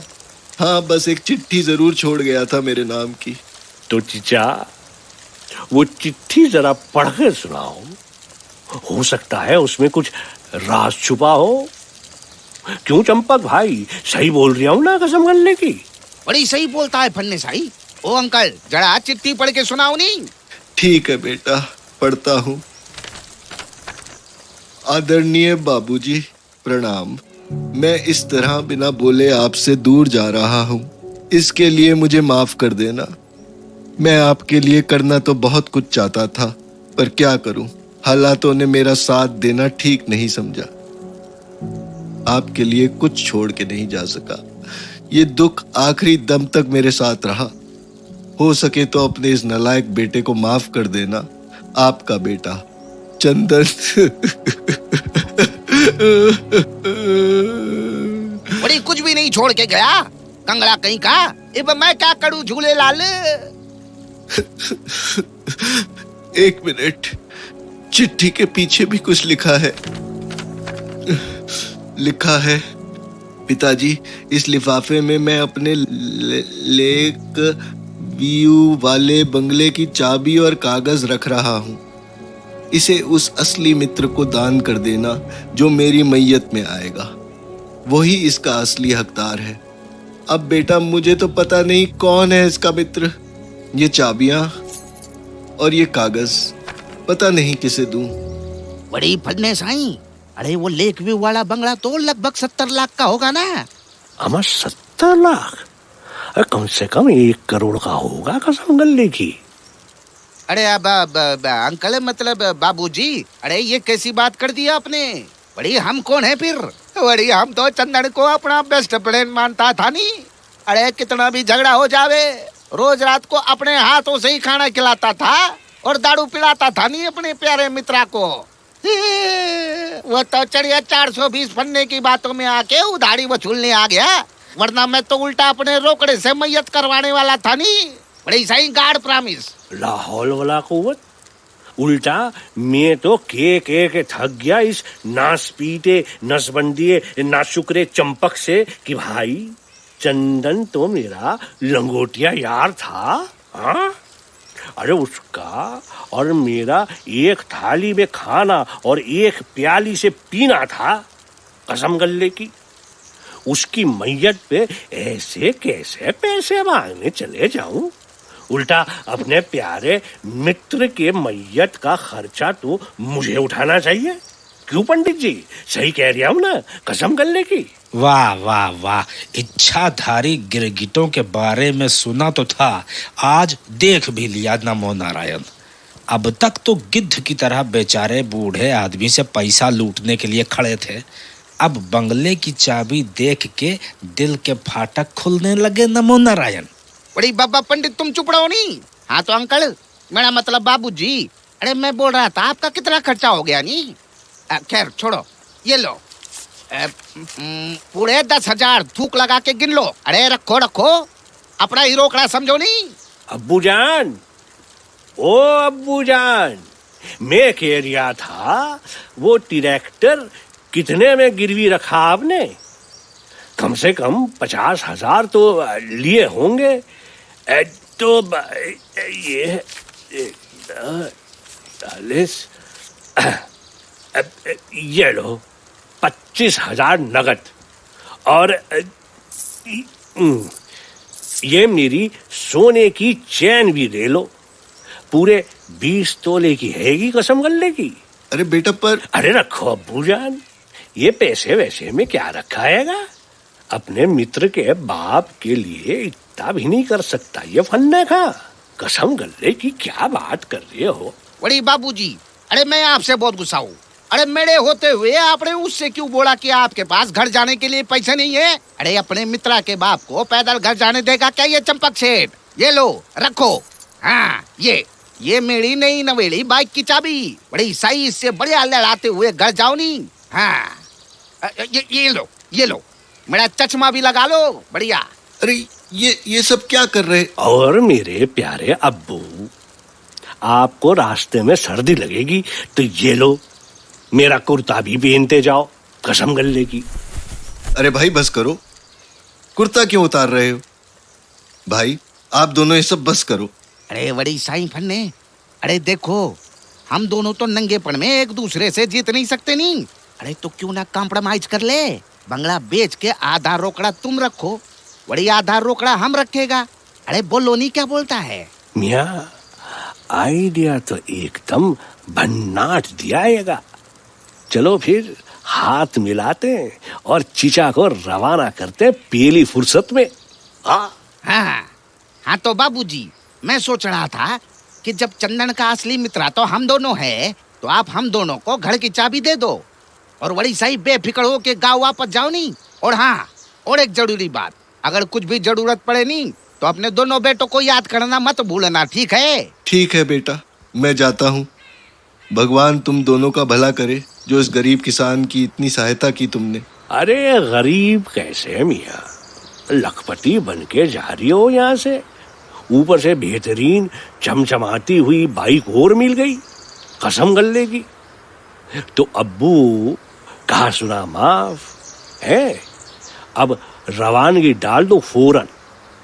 और हाँ, जाने से पहले वो बंगले की चाबी और कागजात ढीले कर जाओ मेरे खन्ने। अरे हाँ बेटा, ये लो चाबी और कागज। ठीक है बच्चों, चलता हूँ, राम राम। ढड्डो सुट्टो झूलेलाल। अरे झूलेलाल, देने के पहले तो पूरा चप्पड़ी उखाड़ के फेंक दिया नहीं तूने? अबा खा, ये तो बैठे बैठे लोटरी निकल आई फन्ने खा की। बेगम तो आज झूम झूम के शीर खुरमा बंटवाएगी पूरे महल्ले में, कसम गल्ले की। अब कौन आ गया है पूरी पिक्चर खत्म होने के बाद, कसम गल्ले की? बाबा बड़ी कौन है नहीं तुम? अरे लगता है हमारी तरह चंदन के बाप से उधार वापिस लेने को आया है नहीं। अरे पर अब तो तुम लेट हो गया नहीं साई। अरे बब्बा, कद्दू कट गया और प्रसाद भी बढ़ गया नहीं। जी नमस्ते। मैं सत्यार्थी, मैं असली मित्र एनजीओ से आया हूँ। हैं? चलिया एनजीओ से आया है? अरे निकलो नहीं, अरे हमें कोई चंदा वंदा नहीं है। क्या बोला? अरे क्या नाम बताया अपने एनजीओ का? हैं? जी हमारी एनजीओ का नाम है असली मित्र। हम गरीब और बेसहारा लोगों को एक छत देने का काम करते हैं। हमारी इसी पहल से जुड़ते हुए चंदन जी ने अपना बंगला हमारे नाम कर दिया था और मुझे आज अपने घर चाबी और कागजात लेने बुलाया था। बाद में पता चला कि उनका तो देहांत हो गया। बड़ा बुरा लगा सुनकर। खैर, ये जो चाबी और कागजात आपके पास हैं वो मुझे दे दीजिए। वो क्या है ना, बच्चों को आज ही शिफ्ट करना है। मतलब मियाँ, तुम थे वो असली मित्र जिसे चंदन ने बंगला दान किया था? अरे पल के झपकते ही अमीरियत की हवेली से फकीरियत के झोपड़े में बिठा दिया तुमने। हाँ, कसम गल्ले की। चंपक भाई, ओ चंपक भाई। अरे चंपक भाई, ये क्या हो गया मियाँ? पहले से गिरे हुए थे, अब और जमीन पे क्यों गिर गए मियाँ? सदमा खा के लेट गए तुम तो, कसम गल्ले की। अरे मैंने तो पहले ही कहा था प्लेटिनम मेंबरशिप ले लो, जरूरत पड़ेगी।